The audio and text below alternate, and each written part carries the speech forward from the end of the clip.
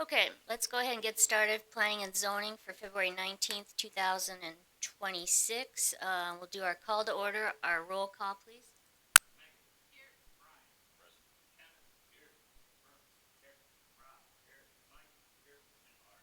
Here. And I thought we would just take just a few minutes to welcome Kevin. And if we could just go around the commission and just give us a little bit of information, how long you've been on, how long you've been in Brandon, what you do for paid work, unlike this. So since it's my idea, I'll start. So I'm Barb Fish. I serve on the commission because I'm on the council, and a council member serves as the director, or president, whatever, of the commission. So we've been here since '03, and I've been on the commission just a couple of years. I'm not a voting member. So welcome, Brian. Let's move to you. Brian Heidbrink. I honestly have no idea how many years I've been on this. We have it down someplace. Yeah, We do. I just don't have it here, but I don't know, 10 years. I have no idea. Um, when I'm not sitting behind this table, I work for an architecture firm. Um, I've been in Brandon. Holy cow! Got to do the math here. 50 years. So just Wow. about my entire life. Wow. Mike Totes, our boys are the same grade, so yeah, I've been on planning and zoning. I think I'm coming up on 3 years. It doesn't seem like that's right, but it might be. Lived in Brandon since 2011, and I'm a residential appraiser when I'm not here. I'm Brooks Noem. When I'm not here, I work for Avera. I'm an IT system engineer, and I think I've been on here for something like 8 years. 2 terms I'm coming up to the end of, plus I did part of a term. So we've lived in Brandon for 23 years and enjoyed our time. So welcome to you, Kevin. Rob Schoeneman. I've been on this, I think, for 6 years. And I was born and raised in Brandon since '87. And I build houses for a living in town. So I'm Megan. I've lived in Brandon for about 8 years, but I grew up in Valley Springs, so close enough. And I teach fifth grade for the O'Gorman School District. All right, now. How about you? I'm Kevin Johnson. We have been in Brandon since 16. My wife brought us here. She's a second grade teacher at Brandon Elementary. I am a professional salesman. I'm currently operating as an independent contractor for a company called Hunter Engineering, working with shop equipment and all that fun stuff. So I deal with distributors every day. That's a little bit about me. Okay. Well, we have a really solid group here. They rarely miss a meeting. They take some ups and downs from the public and the media, and so we appreciate your willingness to serve. And I think we all have the best interest of Brandon at heart. That's why we're all here. So, okay, let's go ahead. Thanks everybody for sharing. Let's go ahead and approve the agenda. Unless you have questions. Heidbrink, so move. Totes second. Get a motion and a second to approve the agenda. All in favor? Opposed? All right, minutes. Any changes to the minutes, or else I'll take a motion to accept them. No motion to approve. Bassett, second. Get a motion and a second to approve the minutes. All in favor? Opposed? All right, now we come to the time of public comments. I'm guessing you gentlemen are out there to talk about something on the agenda, but if not, you're welcome to come up and make public comments on something else. I believe they're here for the variance. Okay, all right, okay. Then we're gonna move on past public comments and move into the public hearing on the sign overlay district. So this is something that we worked on quite extensively. We dealt with a couple of variances out there, talked to Schwab and Quickstar, that led to the broader thinking that just our general business sign rules probably aren't sufficient for everywhere in town. Split Rock Square and along Holly Boulevard is a whole lot different than right along I-90. They have different needs for signage, so treating them the same doesn't quite make sense. So the way the interstate sign overlay works is you have your base regulations, and then this is a layer on top of those. So you have your GB rules, and then you have extra modifications on top of that. So that's what this does. It's not a zoning district itself. It's just an overlay on top. 1,400 feet either side of I-90 following the course of the road is where it applies, unless it's a residential property. You are allowed one taller sign above 30 feet, which is the cap for general business. And the height of that sign kind of determines your maximum sign area. If your sign height is up to 50 feet, you get 200 square feet for that sign. If it goes up to 90 feet, then you can double that, with at least half of it must be above the 50 feet. So then they added some separation things in there from other signs. You don't want to put all the signs together. That kind of defeats the point. If you create a forest when you want all the signs to be a tree, then otherwise it's kind of a staggered distance with height from residential. So as you move further away from residential, your height could increase up to the max. So that's kind of what we've come up with. We've talked about it pretty extensively, and this is the public hearing for public comments, or if any members of the board wish to add any changes at the end of the public hearing, you all would make a recommendation that the council either approve the proposed amendment or that the council reject the proposed amendment.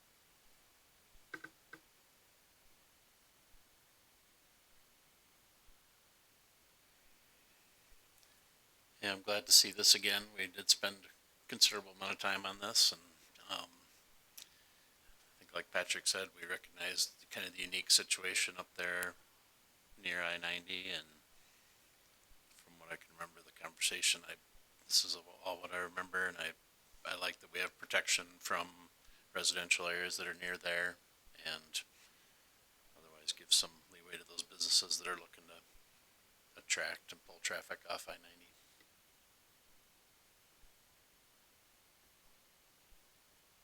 So we are working through several amendments. The reason why this one is kind of standalone on its own is because it does create an overlay districts chapter, so then everything after chapters 15-15 gets pushed. So trying to write public notices for an amendment that's changing, do you write it for what it is currently now, even though it'll be different by the time it goes through? Do you write it for what it's in the future, even though that it's not incorrect now? So that's why it's kind of staggered out. We're hoping to get this through. That way the numbering of the future ones are correct, and we don't have to mess around with it at that point. So that's why this is currently standalone, even though we worked on several.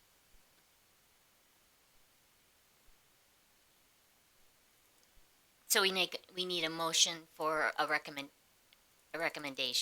Correct. Either a recommendation that the council approve the amendment or a recommendation that they do not. Okay.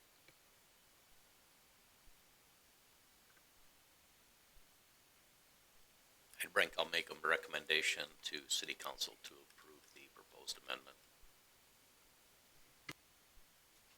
Totes second. Okay, we've got a motion and a second to make a recommendation to city council to approve this. Any more discussion? We beat this one pretty well, but I think it's a good protection, like Brooke said. Okay, all in favor? Opposed? All right. Move that on to city council, and then you've got to publish it, Patrick, and So the city council will have a public hearing on, is it March 2nd? And then the second reading will be March 16th. And then it goes in the newspaper, so it'll be published in the newspaper on the 25th. And then there's 20 days after that, there's plus or minus a day, whether the day it's published counts or not. And so probably mid-April is the effective date on it, assuming it doesn't get referred and that kind of stuff. So Kevin, since you're your own business person, and many of us up here are, you'll notice that the the timing is very slow on these things, so. Yes, yes. And there's protections in place for the public, and we understand that. Okay, so now we're going to adjourn planning and zoning. So I need a motion to adjourn planning and zoning so that we can reconvene as Board of Adjustment. Make a motion to adjourn planning and zoning. No, I'm second. And a motion and a second to adjourn planning and zoning. All in favor? Opposed? And now we will come to order as the Board of Adjustment. Roll call. Everyone is still here and present. Motion to approve the agenda, please. Bassett, so moved. Toad second. Okay, got a motion and a second to approve the agenda for Board of Adjustment. All in favor? Opposed? All right. Moving on to new business. Variance application for Split Rock Boulevard.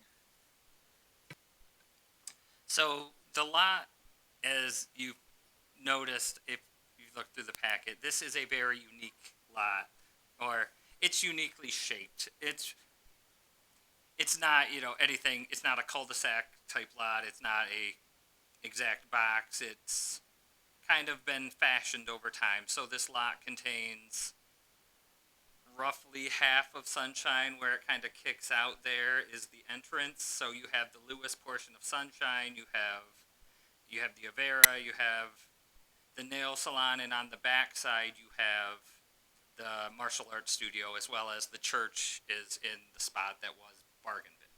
So our ordinance right now for general business wall signage caps you at 200 square feet per lot. Currently, amongst the things that we are there, Avera sign takes up 56 square feet, Happy Nails takes up 48, Lewis Drug Store's 4 signs total 242.6, for a current total of 346.6. What we do not know is the martial arts studio sign. It looks like in 2024, their sign was different than it is today. Both Melissa and I looked, and we did not see any kind of sign permit in the file, so we will need Paul to follow up with them. But currently, eyeballing it, they're probably at 370, 375. So that is, of course, well above the 200. We talked through with the applicant, well, is there some way to replat and move lines around? The problem is when you do that, then what you create then needs to be in compliance. If you look at the main lot with Sunshine, likely, regardless of how you kind of slice it up, unable to meet parking requirements, and there's a lot of stuff in this lot. It's unique in some ways, and in others it's not. The same kind of problem exists over in Split Rock Square. You have a lot of storefronts with a 200 cap. So the applicant is here because naturally, being a storefront, they would like a sign. So the applicant is here if they would like to take it away and speak to their request, and hopefully you can work through their request and come to a decision for them. So I'll let the applicant take it away from here. Someone like to come up and address the commission?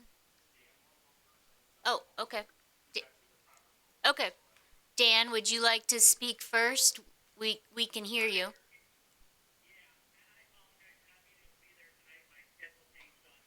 That's okay. I'm speaking for the church and as the business owner. I find it detrimental to it's going to create a hardship for the property if we can't have a sign on that building, both for the church and for myself in future. There's always been one on the front there. Lions always had a sign up front. Of course, they took it down when they left.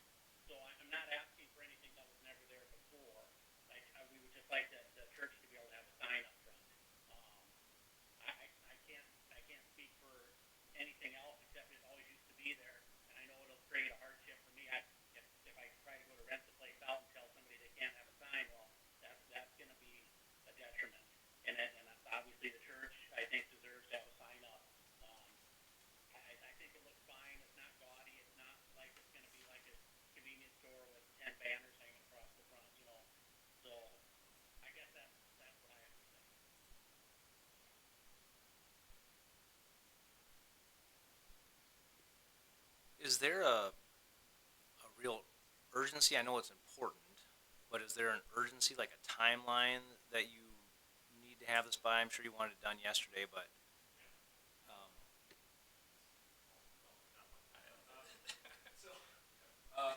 Would you be willing to go up close to that mic, even though it's kind of shifted? And just say your name and your address. Yes, thank you for hosting us. Council. So we, sorry, I'm Kyle Brown. I live out in township. I'm not actually in Brandon. But yeah, so we've been there for about a year now. We went with a temporary sign while we were ordering a nice one. And I know that process got slowed down somewhere in the middle. We didn't know where. It was just the sign company wasn't responding. We're like, where is this sign? And that's when we got a letter from Paul, basically saying, I can't sign this because that property is over on signage. So we're kind of in limbo. So our temporary sign is still up. We'd like to put a nice sign there, make everything look nice. And to Dan's point, we just want to put a sign where there's always been a sign. We also do not have any signage on the, I don't know what you call the freestanding ones. We don't. So without this, we don't have a sign. So that's all I have.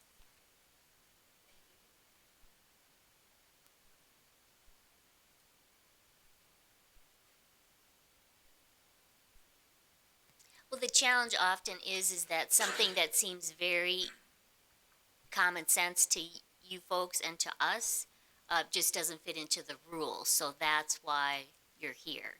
You know, we have to live by the rules. So, but this board is always very good about trying to come up with compromises to make the situation work. I'm surprised, frankly, that we haven't heard this before. It seems like things have changed in that building before, and so I don't know if,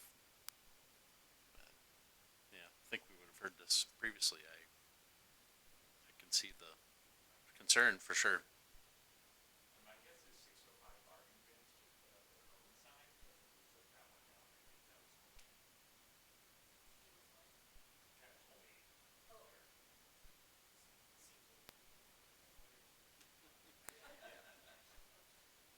Yeah, I mean, with all the businesses that have been in and out of there and all the signs that have been up and down, obviously nobody's doing things the way they're supposed to be doing. And just looking at this parcel as a whole, this is what makes our lives very frustrating, is how these two parcels even exist. There's a property line going down the middle of Sunshine / Lewis with completely open space inside. There's no fire rated wall there on a property line to separate the two spaces. The grocery store side has, 10 parking spots for how many square feet? I mean, I don't know how this ever came to fruition, but unfortunately this is the cards that were dealt to deal with here tonight. So there's just a lot of things on here that are very frustrating.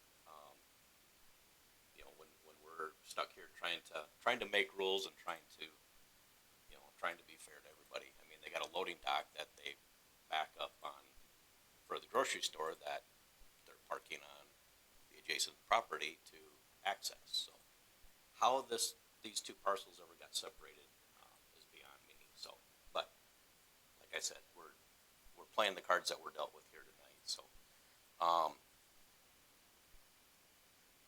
this is something that has been, so for the applicants, this is something that is on our agenda we're looking at changing for this application for the area across from the high school, strip mall over there, which deals with the same things. And I know Ace Hardware building, they did go through a variance several years ago because of the same situation. It's one large building with a lot of different retail spaces, and everybody needs a little bit of signage. So anyway, just some comments, just kind of babbling and sharing some thoughts here. So. Well, we didn't have a strong planning and zoning commission way back when. That's why we have these situations. So to meet a hardship, we have a form that has to be completed so that we can document why it was or was not granted. And so the hardship has to be specified in the form. And whether that's geographic or unique situation, that's what the commission is trying, or Board of Adjustments trying to determine. Correct. So if you look on page 2 of the checklist, the unnecessary hardship needs to be something related to the physical condition of the property, not any personal or self-inflicted hardship to its owner, financial or otherwise. It must be substantial and of compelling force, not merely for convenience or profit, and it must render the ability to use the land unfeasible without the variance. So typically we look for something about the property itself. Is there a large slope? Was it platted years ago and now there's just not a whole lot of room on there where you could meet everything? Is there a hill in the middle? Is there a lake? Is there something unique about the property itself to warrant it being treated differently than every other property in town? So that's the tall order that gets assigned to them to work through, whether they need to find the hardship and that it's sufficiently compelling and exceptional and extraordinary circumstances exist that is not universally applicable or relatively applicable about town. So that is the question before you. Just a couple quick questions here, Patrick. On residential properties, if there's two adjacent properties and you do improvements to one of them, you have to combine those parcels. Is that not applicable to commercial? So that is the rule today, likely not when this was done. But adding a new sign,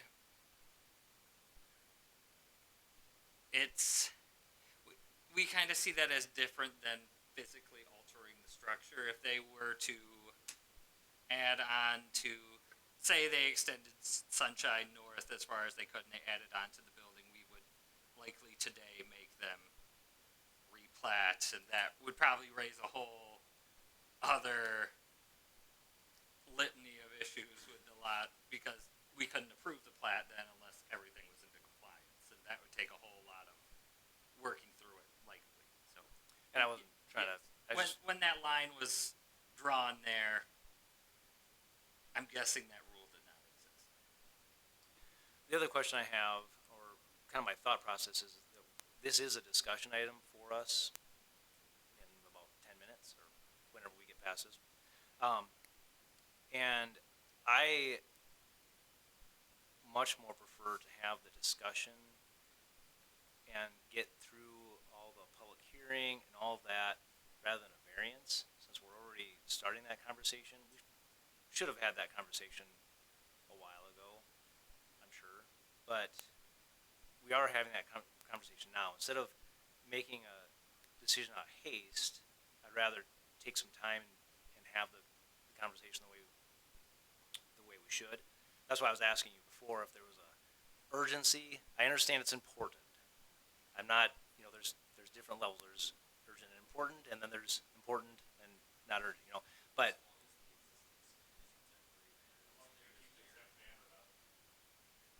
because if we could get through it, and because there's a lot to go through, and instead of doing something out of haste, because once we make that decision out of haste, anyone that kind of applies to that, we've kind of set a precedence.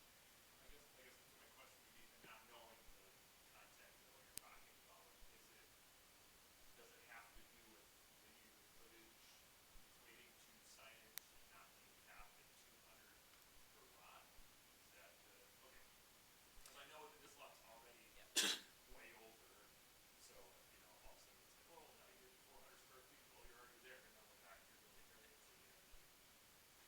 Yeah, and I certainly can't speak to how it will end, but that's the conversation. The conversation is, if you have a building that's 600 feet long, should you be limited to the same signage as a building that's 60 feet, or 60 feet long, 60, whatever. Anyway, so that's the conversation, and we haven't made decisions on that, but that's basically the gist of it. You have properties like this, you have properties like Ace, and then you have where Kingbird Coffee's at. That has now been divided into different properties. Does the amount of signage, should it be the same if it's one owner or if it's 5 different owners? You know, that's the conversation. So we need to work through it. We haven't gotten there yet, but that's the conversation. So So I understand your hardship because you're an entity and you need signage. I understand that. I get that. But as Mr. Totes mentioned, you know, if we grant a variance, that variance basically becomes a new law, unless there's a certain situation that is specific to this application. And at first, it sounds like yes, this is very specific, and you do have a specific need. Now, what happens if they subdivide the space and now we have an additional tenant, and then they come in and well, we need a variance because we need a sign, and then they subdivide the space again, and another tenant comes on, and that tenant comes in. Well, we need a sign. Pretty soon, we've got 20 tenants in that building, and all 20 tenants need a sign. So it's kind of a catch-22. Yes, we understand your need, but just because a new tenant comes in or somebody subdivides, a landowner subdivides a space and keeps adding more tenants, doesn't mean that we have to just keep adding more and more signs. So does that kind of make sense? So exactly, yeah. As soon as they want to change the sign, yep. And that's why it's hard to believe that it hasn't come up until now. That because there's been several tenants in and out of there with different signs. So if people are putting up signs without going through the correct process, then that's probably why we got to the point of where we're at right now. So I agree with Michael. I would like to have the conversation and get our ordinance fixed. And I think whatever we do, we'll be able to accommodate you. But every time we issue a variance, that kind of becomes the new standard, if that makes sense. So I want to make sure that we're not factoring in spending money for even $10,000 and still have to get a variance based on yeah, future things too, right? It's not my money, it's the church's money, so try to be cautious of that too. right. So I guess if you're okay waiting, and and if you want to stick around for the conversation a little bit later, we'd appreciate your input. I guess I wouldn't want to take action on this tonight because you spent money for the variance application. I would rather put it on hold until we come to a new ordinance change, and that way you've got the ability, if you don't like what the new ordinance is and you want to continue with the variance, then you have that ability. I guess that's what I would prefer to do if you're okay with doing that. Yes, yeah. If you guys, and with this change, you might get a bigger sign than even what you're asking for. So As far as I know, the sign company already has it produced. They were contracted to pay for it. I guess would you be okay with that if we tabled it? I mean, yes and no. I mean, at the end of the day, if the result ends up being the same, I get that. On the flip side, that really wants to go on that building, and it's going to make everything look so much better. So, as much as I understand what the process takes every work, well, talk to Jill at the paper and say that you're working with planning and zoning for a new sign ordinance, and you could maybe get some free press.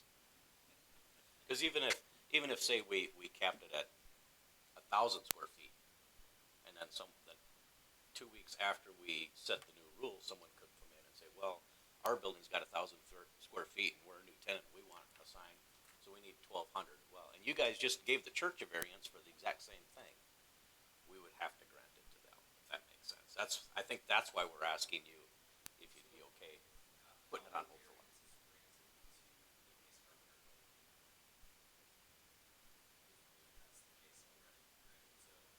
That kind of sets precedence, yes. That was a while ago. that was a while ago, and I think our process has changed quite a bit since then.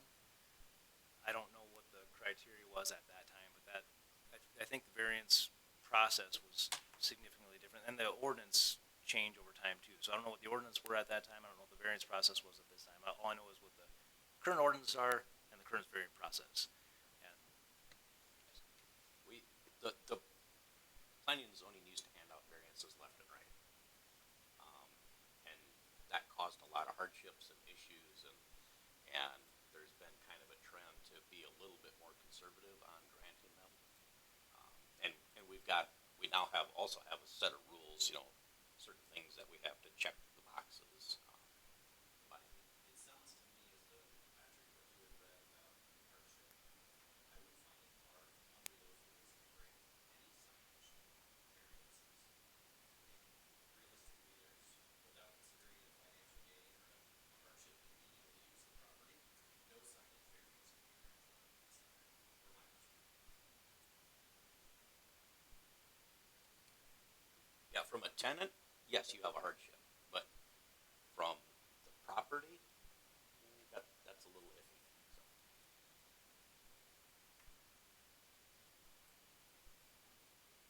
but if you're okay with tabling it, I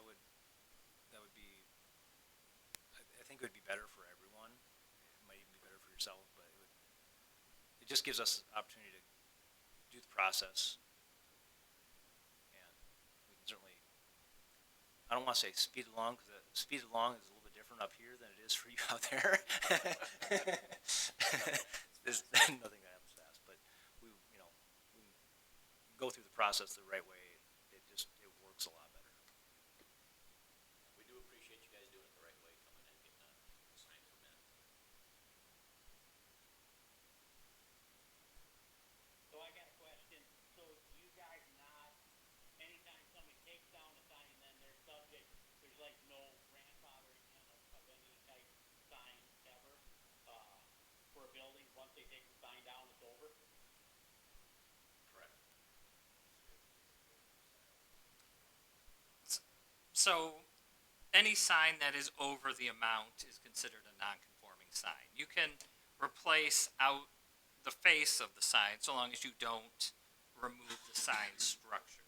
But once the sign structure is gone, which in most cases is the sign itself, then that non-conforming status goes away.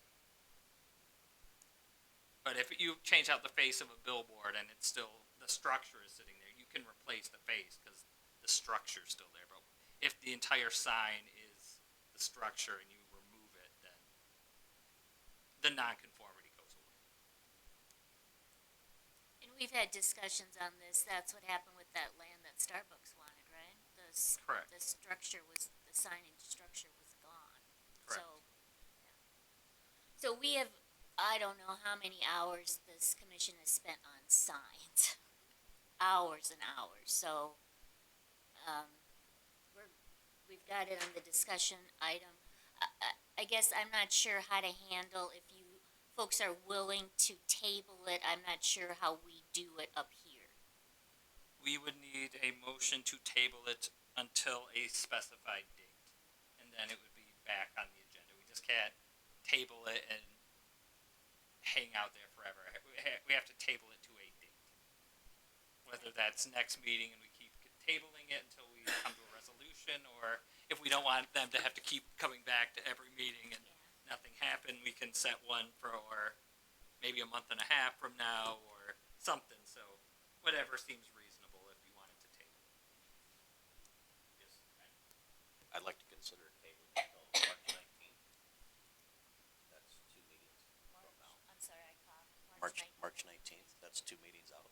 We can always continue tabling it, but that gives us 2 meetings to get our act together and hopefully get a revision to the ordinance for this type of situation. Unfortunately, this was something that we didn't think about when we looked at our signage ordinance the last time, because we didn't think about these strip malls. And there's going to be a lot more of them here in Brandon. So the reason, if they do decide to table it, that's advantageous to you over a rejection is say it's rejected, they can't reconsider your proposal for 6 months. But if it's tabled, then it's still alive.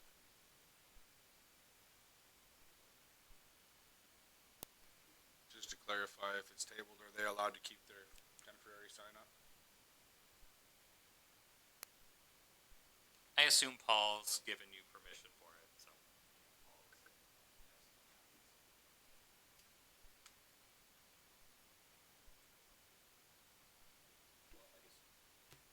I'll make a motion to table this until the March 19th meeting. Tote second. Okay, we've got a motion, a second to table until March 19th. All in favor? Opposed?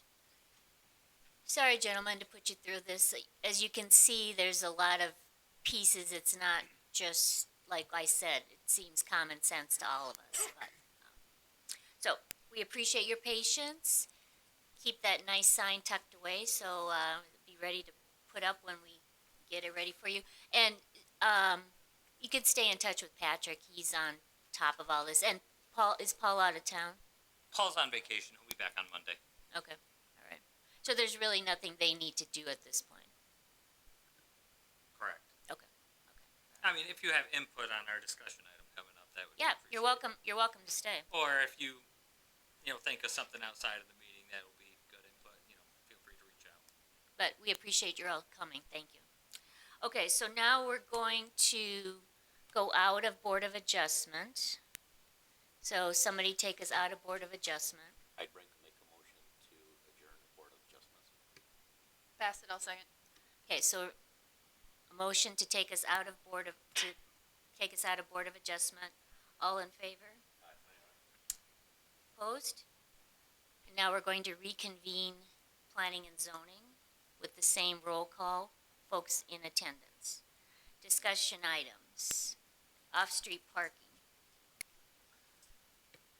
So this is our ongoing discussion of off-street parking standards. So this are where a lot is required to have parking not on the street. The reason why it's important is not only should a business carry some of its own weight for traffic, but one important reason is snow. When the snow alert goes out, you have to move your vehicle somewhere. And if we have no places around town you can move it, the police department will be doing a lot of towing, and that's probably not good for anybody. So it's come up most recently because of the apartments south of the golf course. There have been quite a few comments about how there are a lot of cars parking on the street, which may indicate that our required parking numbers are not sufficient. So we've taken a look at that, and that bridges back to an earlier discussion. If you look at the end of page 33 in the packet, we did talk about, do we set a general number for strip mall rather than looking at each use individually? Where it came up last time is when we talked about the potential of another restaurant in the Jimmy John's strip mall. So the standard for retail is 1 per 300 square feet, but for an eating and drinking establishment is 1 per 100. So even the same amount of space, the eating and drinking establishment would require substantially more parking. So that strip mall was designed for Jimmy John's, and as if the other 3 spaces would be retail. Now, to add a restaurant in there, they probably could, but then you're stuck with 2 fronts without parking.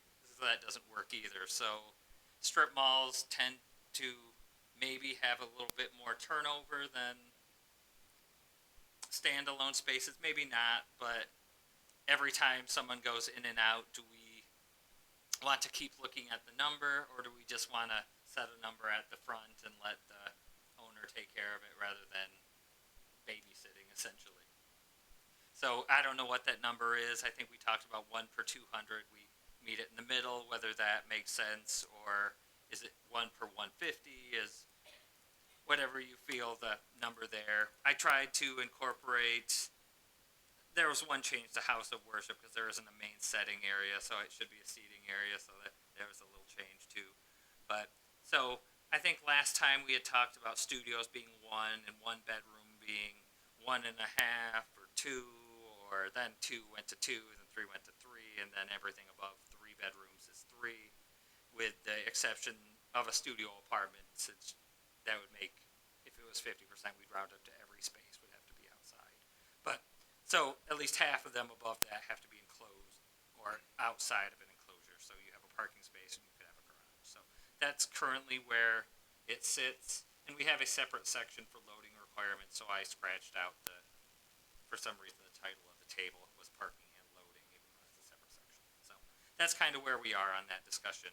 Of course, parking standards, nationally, the trend is, at least for commercial structures, most cities just kind of leave it up to the property owner.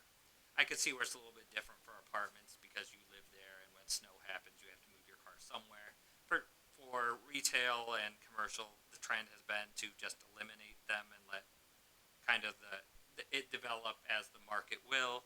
I mean, the downside from a city perspective to that is most people develop a property, sell it, and then they're out. They get their money and they're out. But if you develop something that has inadequate parking, we at the city constantly hear about it, whether they need to come in for, well, there's no parking here, so people are upset, or so that's kind of the counter conversations there. And so we can broaden the discussion to any of the uses on the list. I just wanted to bring it back for further discussion. Just curious, on the 3-bedroom, if you have to have 50% room for 50%, We would round up. would you round up? So does that go for the I was wondering if it went for the complex, so if it was like 2 3-bedroom, you'd have.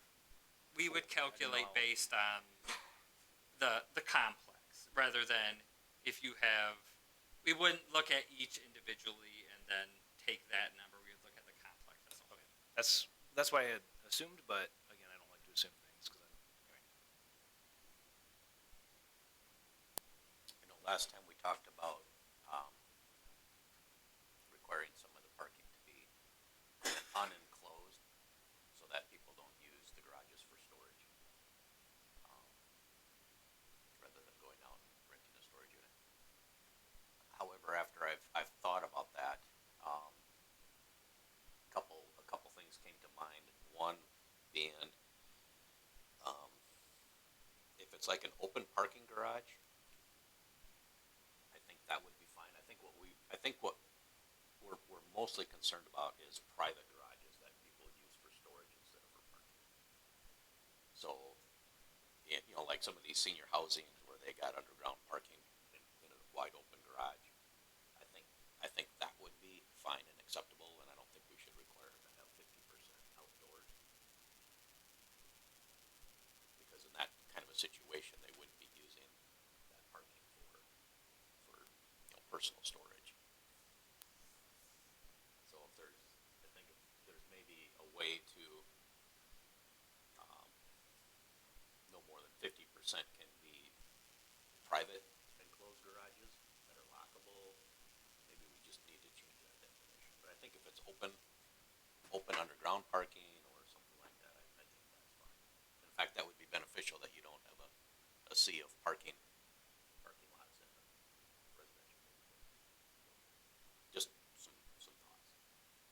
We could even just put in there that parking garages wouldn't be considered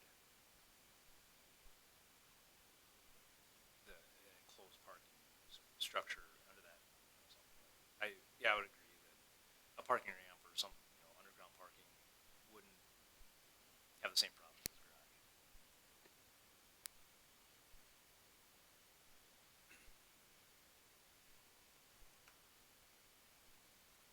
And just for clarification purposes, so you have single family, 2-family have the one standard. So multifamily would conceptually include a row of townhomes, 3 or more.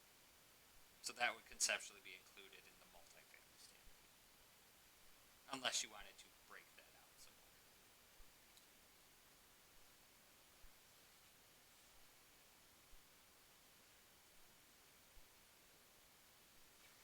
So a fourplex that's single family attached that still falls under the same guidelines as fourplex or as multifamily? Currently, it would kind of fall into the a gap space, so we would make it multifamily because it wouldn't be a two-family at that point because it would be more than a duplex. It would be a single family.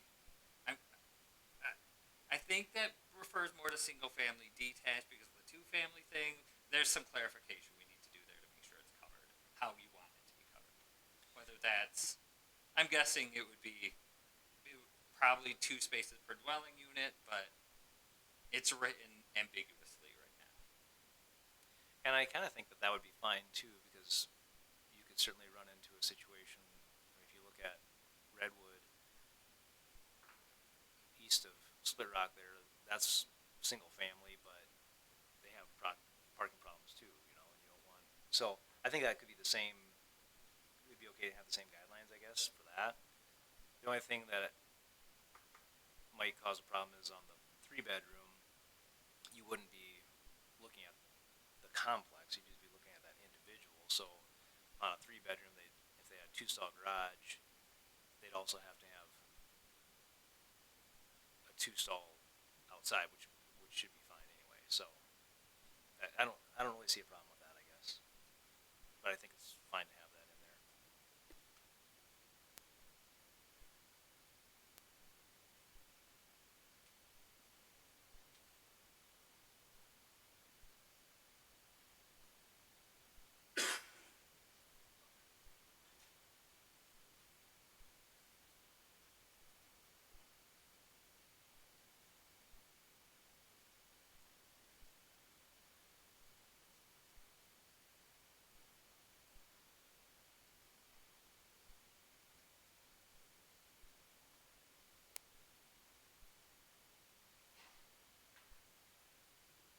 One other situation that occasionally comes up is contractor shops and storage units.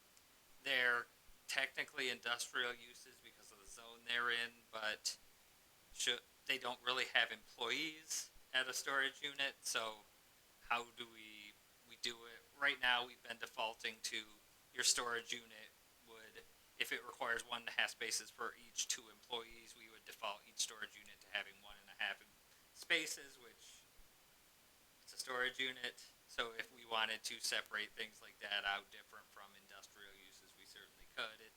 There's a lot of difference between a contractor shop and Henkel, but they all fall under the same standard if that's something you would like to consider as well.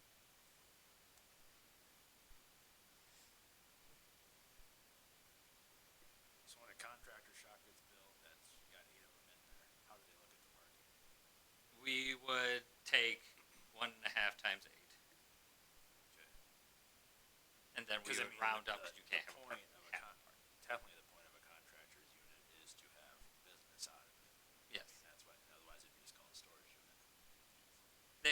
When they're built, the actual use is somewhat iffy. About half of them turn into I just store stuff here.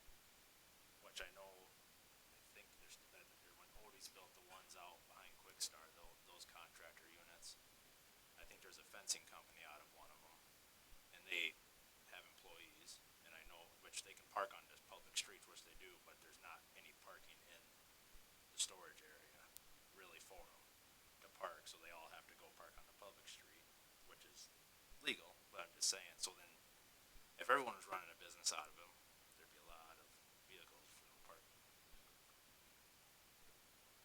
And that's where just the one number for the broad spectrum of everything is difficult in application because conceptually your storage units like your link storage and whatnot would require 1.5 spaces per storage unit where there's not anyone working out there. Is that something we need to set a different standard for off the spectrum? Maybe 1.5 spaces for 2 employees. Is that the right standard for somewhere like Henkel, or is it more like kind of apartments where we imagine each employee is probably driving themselves, maybe, or how do we want to do that? Maybe it's not that much of a big deal in industrial because they'll take care of themselves, maybe, because they hopefully would provide parking for their employees as they feel it's appropriate. appropriate, but, so that's a broader discussion as well. The whole kind of use list, whether, what you feel is appropriate, so. Auditoriums are one space per 4 seats. Is that sufficient? You have hotels and motels are one space per 2 rental rooms. It's the current standard. That seems a little interesting because most people are driving with a car and renting a room, so it should be one space per rental room, maybe. I don't know, but there's a lot of. We haven't looked at it in a while, so maybe it's time to look at the list, and maybe there are things we haven't defined that we should. So, just a broad discussion item. So what do you need from us, Patrick? Excuse me. Any recommendations you have on the adequacy of the numbers, or is there a use we should better define?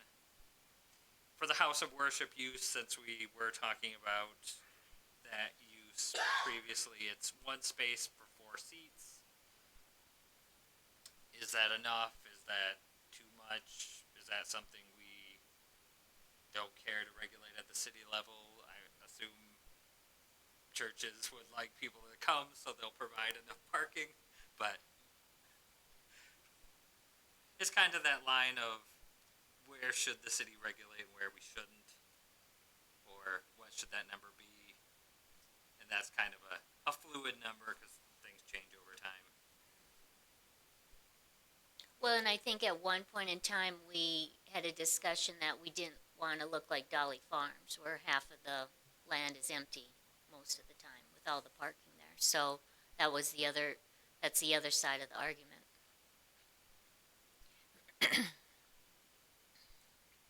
Does anybody have anything that they would like to see further delineated, or should we move on to the riveting sign discussion? Yeah, I Between think we should- parking, signs, abutting and adjacent, is it adjacent? What is it, those two terms? Yeah, abutting and adjacent, oh boy. We've had discussions on that one. Okay, anything else on this one? No, I just think sticking, because we have a good reason for discussion on the apartment buildings. We've seen some examples, so I think we can always come back to other things. And I think putting the strip mall in, because that came up recently, I think those are fine. I'd like to stick closer to those for now, and then consider others in the future when we're bored and need something. Let's go on then to the discussion for the signage.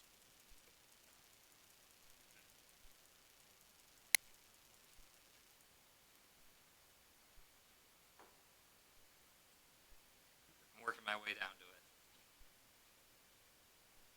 So there are several examples in there too. If you get bored this weekend and you want to look at what other people do. So currently, our wall signage requirement is based on the lineal street frontage up to 200 square feet. We have a slightly different standard when you run into individually platted lots surrounded by commonly owned space. Then it becomes a proportional share of whatever that number is. Plus, they get 100 extra square feet to kind of divide as they will. So, our current standard then is, the one per. You get the 200. So, other cities kind of do it differently. Gretna came up because they do have a fair amount of strip mall and multi-type spaces. My recollection is when we find it, it's not so much street frontage, it's more store frontage base than street frontage. And I think that's usually defined by, you have your GC and your DC on page 69.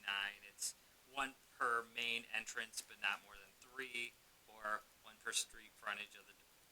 So it's usually based off entrances, which would usually account for each store frontage has a number based. Maybe that's by the size of the store frontage, or it's not necessarily tied to the street frontage. It's tied to the business more than the street in front of the business.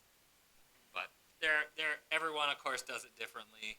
around the country, and what works, you know, down in Nebraska may not work here. Well, maybe it's a good example, maybe it's not. What works in Madison may not work here, but Yeah, I find it like a Gretna, it says, in it, it says one win abutting Interstate 80.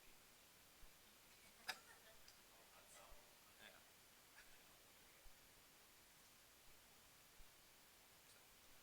on page 70, it has, there's a calculation where the max size and the max number is one per storefront. So there's a lot of ways to do it. I think based on our discussion earlier, we probably kind of all agree that maybe street frontage isn't the way to do it. Maybe it's more dependent on the building, but that's kind of where we are with the discussion, and I will turn it over to you to let me know what I need to write. Well, is there a possibility, because I mean, maybe abandoning street frontage is the way to go, but otherwise, is there a way to just have a language in there that would say each business?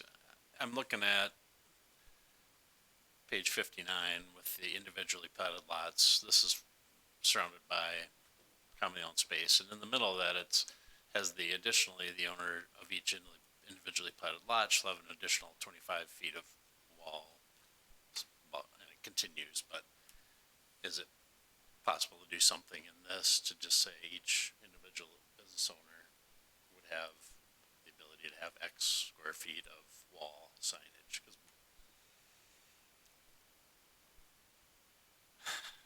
To Brian's earlier point about multiple businesses being able to go into one unit, that concerns me, dictating businesses, but I would be open to, addresses, like the actual unit itself. So if 2 or 3 businesses were in one unit, they still have the same that all the other individual units have.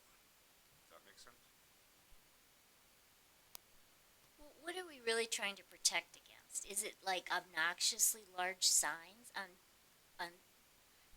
buildings? I mean, if a business owner wants that, do we care? I mean, I'm trying to figure out, if we step back, what are we really concerned about? Why do we care? Is it just an aesthetic thing?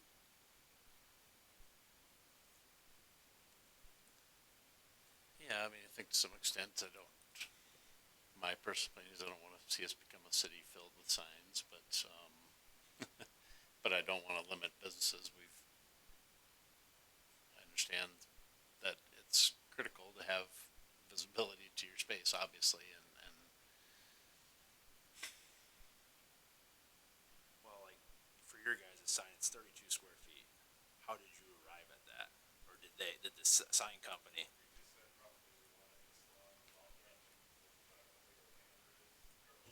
Okay. Yeah, so you weren't, what I'm getting at is, it's not like they go, well, we're gonna make it 200 square feet because we can. They only went 32. I'm not saying everyone's gonna do that, but like you said, not let it self-govern itself, but Well, where, plus they're very expensive, so it's not like, unless you're loaded, that you're going to be putting up a huge sign. You know, I think there's some common sense there.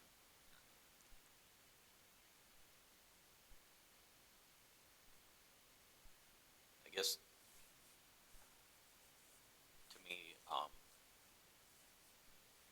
I'm okay with where our ordinance is, but I guess I'd like to see an exception for strip malls.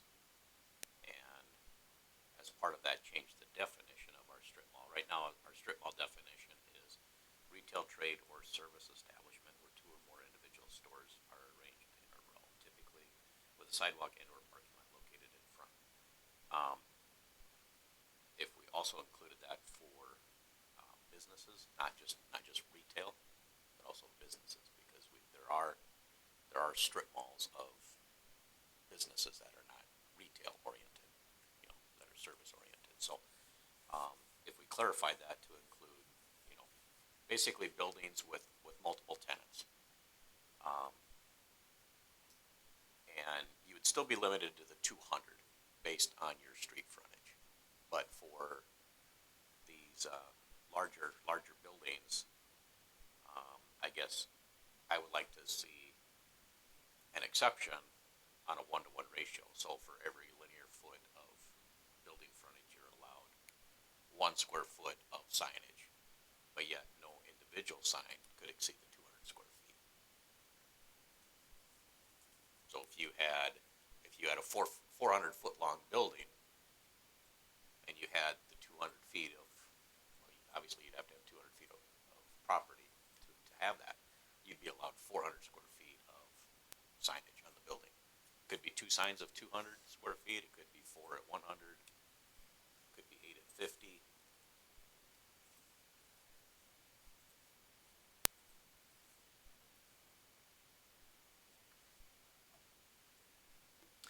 Does your calculation look at, so, like their building would have 3 sides.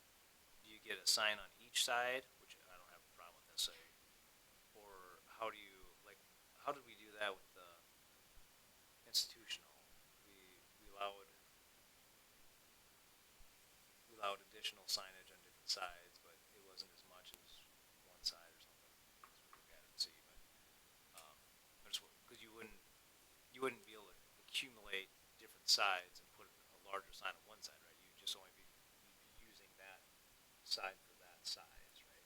I think for institutional, didn't we go to 400, but no single side could have more than 200? I don't remember. Do you have the latest version, Patrick?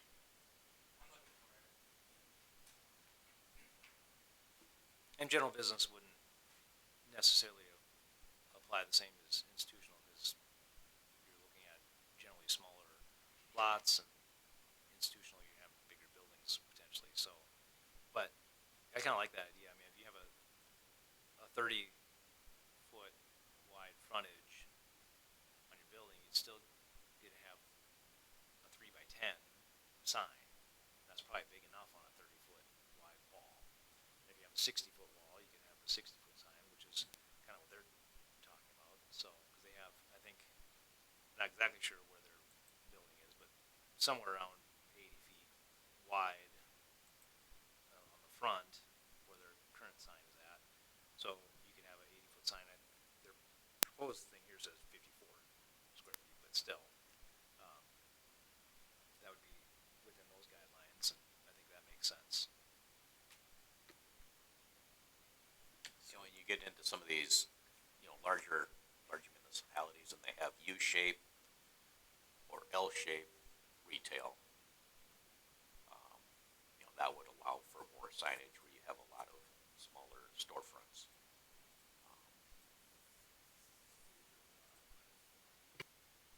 Could we get you to go to the microphone so it's recorded, so I can go back and listen later and make sure we did it all?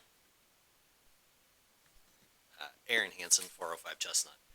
So food for thought, as we're talking about general business, we had talked about the church traditional strip mall setup, right, where you have individual suites with exterior access.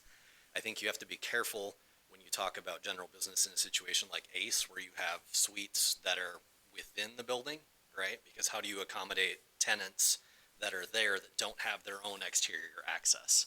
So I think you have to be cautious a little bit with that. So I would maybe frame it more as instead of a multi-unit general business, but more as an entrance perspective, right, from a door side of things. Would be one thought. I used to have an office above Ace, so I'm familiar with it. But most of those suites up above, you have options of purchasing some signage up front. You wouldn't want every suite that's upstairs, though, necessarily to have that much square footage on the wall of another business. Yep. So. That's what I'm saying, yeah. is those, if you treat it all the same, you run the risk of classifying that the same as you would a 4-unit suite, with all external frontage on it. I see where you're coming from. Yeah, I would agree with that. Yep. More of a question, sorry. It really doesn't apply to us because we don't have any of the signage, but the vertical signs, like Sunshine Lewis, did those count in the sign count as well? That's separate. disregard. Okay, all right, I won't. I think we have something coming up with that too. We didn't get that all the way through yet, did we? The Correct. freestanding?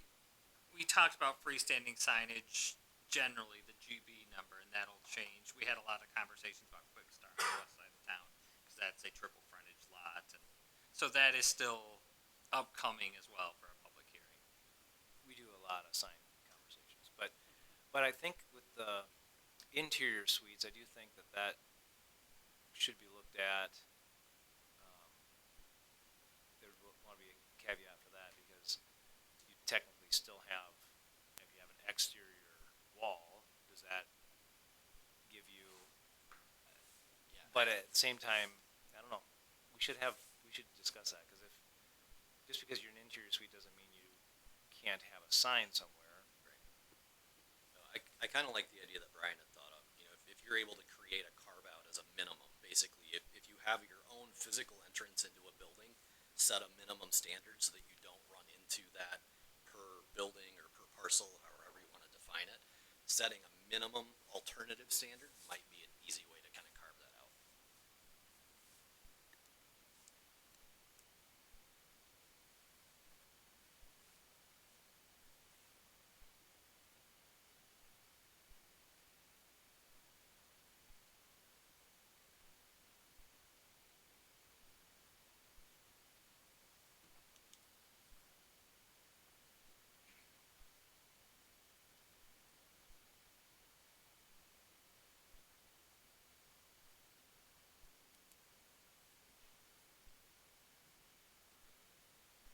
Again, I'm gonna go back to what are we trying to accomplish?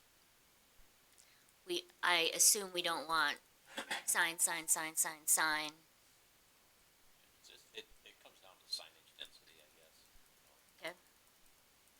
How much we want to restrict that. I mean, you get into some of these communities, especially some of these mountain communities, your Jackson, Yep. Wyoming, There's your- nothing. Your Breckenridge, your Aspens, you can hardly put up anything. Right. And everything's low, yeah, and Everything's I've seen low those. and- Yeah, but yet, we don't want the other information. Like overload. Vegas kind of thing. Because what happens, it really comes down to competition. Well,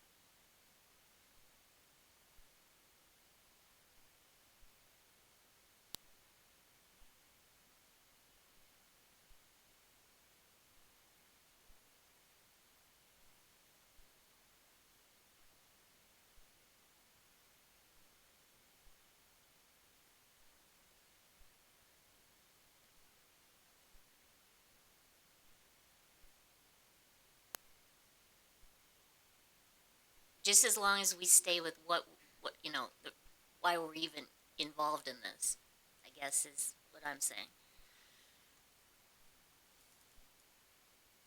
I saw it.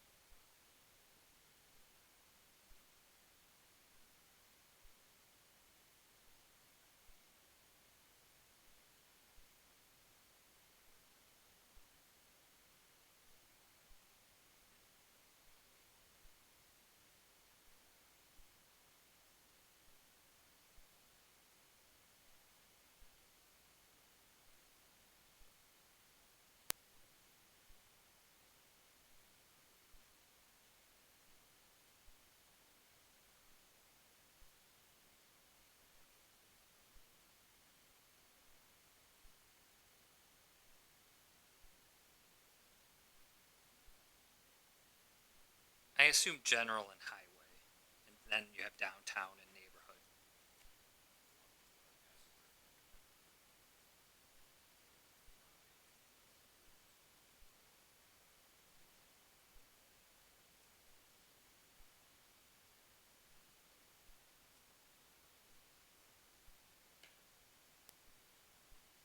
So how does it work then if you're a store that has, let's say, making a number up, 100 feet frontage, you're there for 2 years and you have a sign, and then you say, well, I don't need 100, I only need 50 feet of frontage, and we're gonna divide it off, and we're gonna have another storefront on the other side and rent it to somebody else.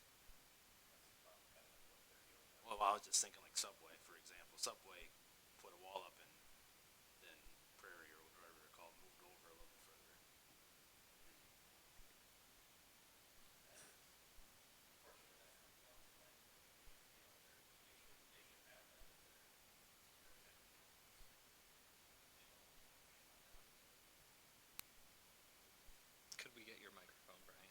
so I have it recorded. Go back. I can't speak for the landlords, but if I was a landlord, your percentage of the signage is gonna be based on what you lease from me. So if you lease half my building, you get half my signage rights. If you lease 25%, you get 25% of my signage rights, whatever those rights are, based on the current ordinance. Now, if landlords aren't doing that, I can't force them to do it. But I mean, that's what I would do if I was a landlord. This is all hypothetical, but like, let's say your sign's over because you lost your frontage now, as your business existed before, but now you're out of compliance because now you made it, and there's no way of stopping that as us, and I don't think you can make, I don't know if you can make them take down the sign or not if they go make it smaller. I'm not saying it's gonna happen, but it could. We run into an issue with that, especially with the Lewis, because of how that's platted too. So if you go by lot, because Lewis has their large signs on that that we're attached to. So unless it's specific to individual tenants and businesses, it still really won't, it doesn't help us necessarily.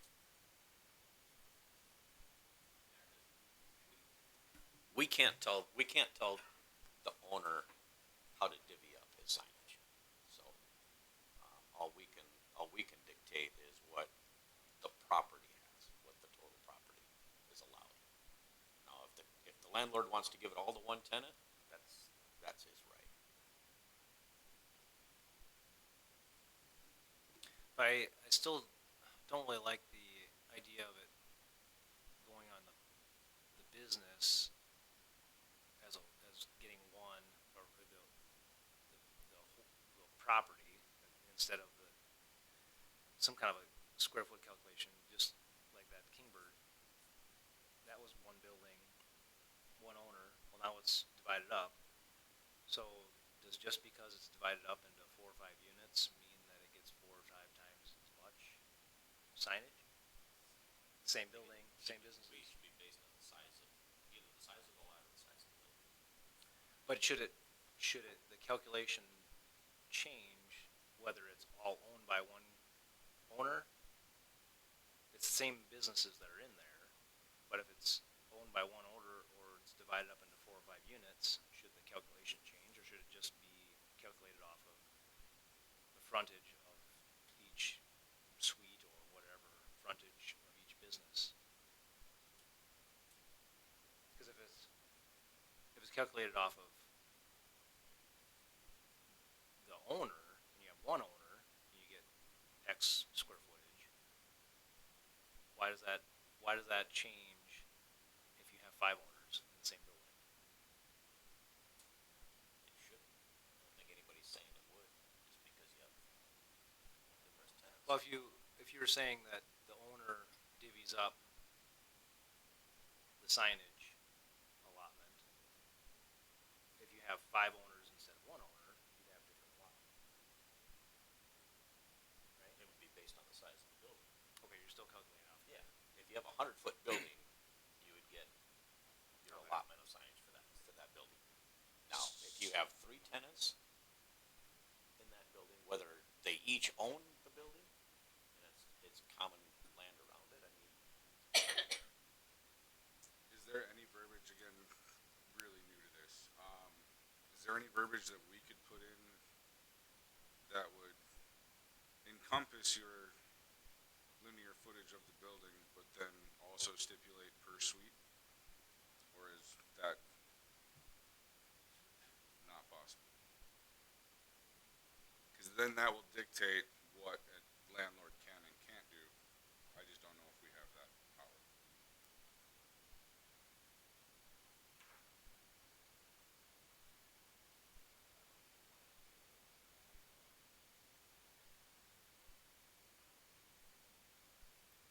Yeah, I can understand why you say that. Dictate the landowners what they can and can't do. Within their property. You know, to me, if they don't want to give out any signage rights, they don't have to. I guess we shouldn't have to force them to. They may have one entity that doesn't want a sign. another entity that wants more signage. And if that's the case, I don't see that we should say, no, you can't give tenant B more signage than the area that they have in the building, even though tenant A may not want any signs.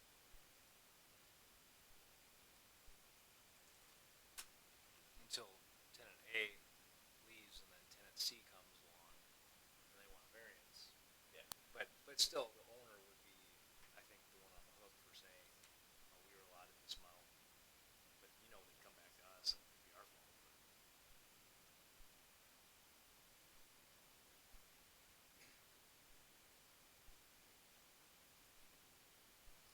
And I do like the one-to-one. I think that's a pretty good calculation.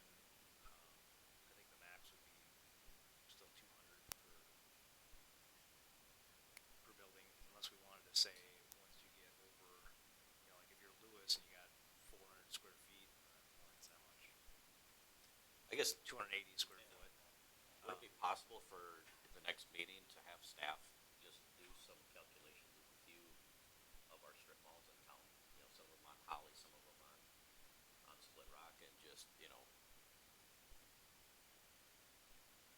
say, okay, this is what the frontage is, this is how much signage they have, this is how much they would be allowed, just to give us kind of a general idea.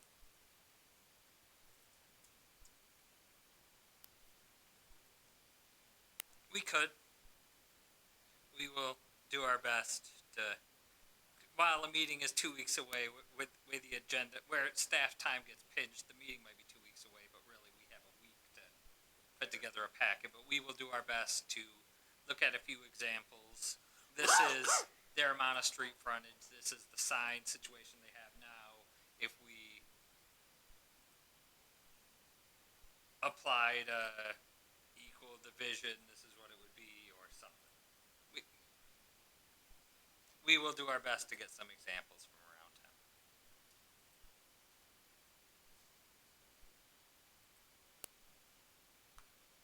Just to be clear, you want that just to set precedent? Well, just to give us an idea of what that would give us.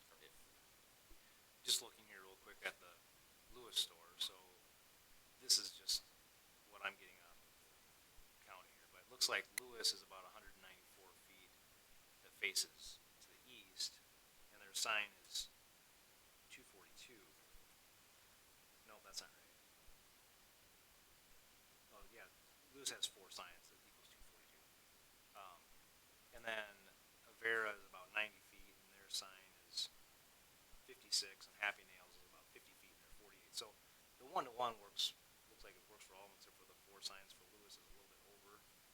So I think as far as what they have there now, if they're content with what they have for signs, I think that would fit within that one-to-one, except for Lewis might need to take a sign down. I don't know if that's on Lewis, if all of those signs are facing. But I don't east, or think if you would one need to behind. say, well, Lewis has 100 feet, so they only get 100 feet of signage. It really comes down to whoever owns the building, how much they want to allocate to Lewis. They may only have 30 feet of frontage, but they might rent 90% of the building. You know what I mean? Yeah, I'm just saying that What I think, happens behind the front wall, we don't. I think that we don't calculation care. though works. I think the one-to-one is about right for what's there. And then where the church wants to go, that's about 90 feet of frontage, and they want 54 foot. So they're all under except for the Lewis, where they're currently at. And if one of the Lewis signs is on the north side, then they probably are within that one-to-one. So I think I'm just saying, I think your calculation it probably fits most of their needs without going too excessive. And then the other nice thing is if you have, a building with frontage on all 4 sides, this allows that to happen on all 4 sides. If you only have frontage on one side, or if you have a U-shaped building where you have a lot of frontage but little square footage, it allows that flexibility. And that's the example we've been talking about, because they have a business on the backside, Yeah. right? So that would, yeah. So in a way, Michael, what you were saying is if that ratio was in place for this building, it would roughly It would probably, permit enough signing for what's. yeah, I'd probably allow for the signage it's for in the what's ballpark. there and what the church wants. I think it would. So and I don't think that there's that much wall signage on there that's excessive or whatever. I think that what's there is probably appropriate. I don't know what the subway. I don't know what that building currently has for signage, but that's 170 feet ish.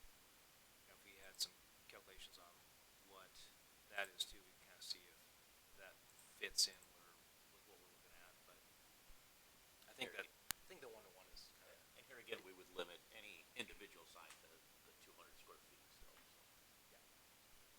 Well, I think the strip mall with scooters in it, that looks nice. I don't know how we structured that one, but those signs seem appropriate to that facility. Okay, do we need anything more on this? If not, we appreciate your input, guys. If you think of something else, let Patrick know. Okay, Dex. So this was just Oh, you're bailing on us now when we're gonna get to Dex? Thanks for coming. So this is more or less, we'll get it scheduled for a future public hearing. The timing of that, of course, dependent on the overlay, because that shifts the numbers around. But does that draft look acceptable?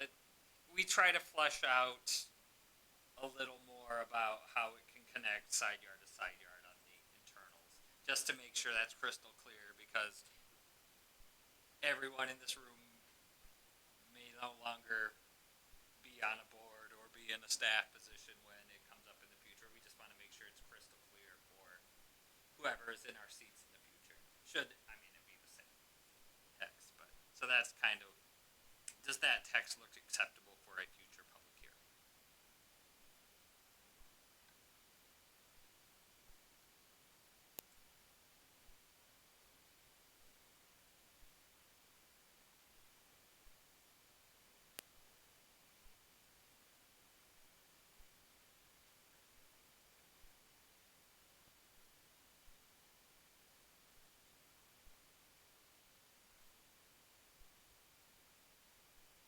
Captures everything that we talked about. Yeah, it looks good to me. Is that what Nick was looking for when we had this discussion last time? Is this kind of what he wanted? I think so. Right now, he's prevented because of the side yard setback, or the 5 foot Okay, rule for side and rear is his problem. okay. Not that we're just trying to appease him, but I was just curious if that would help in his models. This should allow him to do what he wants to do. And that seems to, Robert's more the expert on that, but this seems to kind of match what other places are doing as well. So you're in agreement with that, Rob?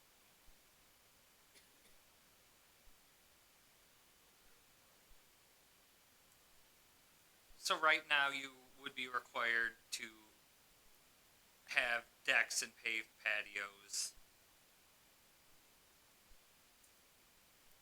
Assuming they're ground level, you could go everywhere except for 5 feet from the side and rear lot lines, which becomes a problem then if you have your interior units, you would have to have 5 feet, then your patio, then 5 feet, just because they're side yards. So that's what it's trying to allow you to have. You can just have your up to the property lines on the interiors, or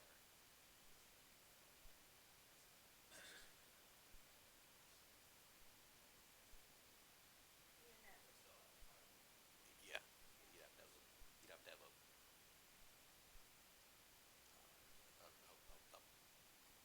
visual barriers and slash firewall.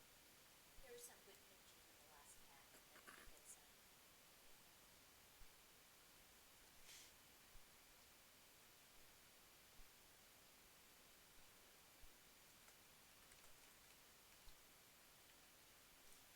All right, anything that we want to change on that?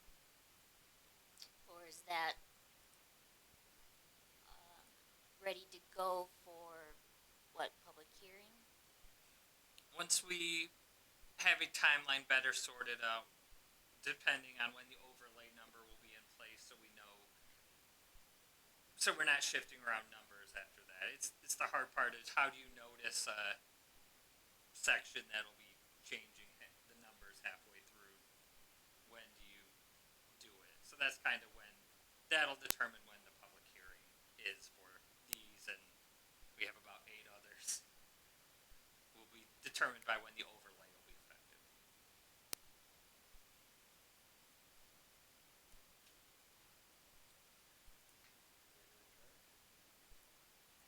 Yes, I am. I move to adjourn. Second. And motion and second to adjourn, all in favor? Opposed? Okay. Well, that was helpful to have those gentlemen here. We are adjourned at 7:56 p.m. Just so you know, Kevin, these are the longest meetings of the whole city, so. Yeah.